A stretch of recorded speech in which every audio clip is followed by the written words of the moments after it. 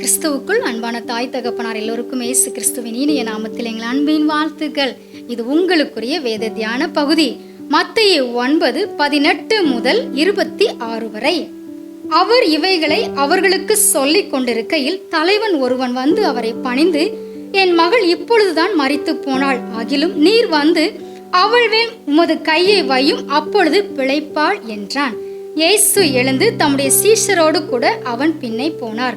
அப்பொழுது 12 வருஷமாய் பெரும் பாடுள்ள ஒரு ஸ்திரீ, நான் அவருடைய வஸ்திரத்தை ஆகிலும் தொட்டால் சொஸ்தமாவேன் என்று தன் உள்ளத்தில் எண்ணிக்கொண்டு அவர் பின்னாலே வந்து அவருடைய வஸ்திரத்தின் ஓரத்தை தொட்டாள்.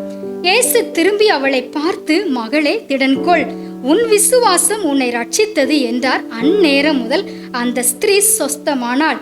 இயேசுவானவர் தலைவனுடைய வீட்டிலே வந்து தாரை ஊதுகிறவர்களையும் இறைகிற ஜனங்களையும் கண்டு, விலகுங்கள், இந்த சிறுபெண் மரிக்கவில்லை, நித்திரையா இருக்கிறாள் என்றார். அதற்காக அவரை பார்த்து நகைத்தார்கள். ஜனங்கள் வெளியே துரத்தப்பட்ட பின்பு அவர் உள்ளே பிரவேசித்து அந்த சிறுபெண்ணின் கையை பிடித்தார். உடனே அவள் எழுந்திருந்தாள். இந்த சங்கதி அத்தேசமெங்கு பிரசித்தமாயிற்று. இன்றைக்கும் நம்முடைய தேவன் உயிரோடு இருக்கிறார்.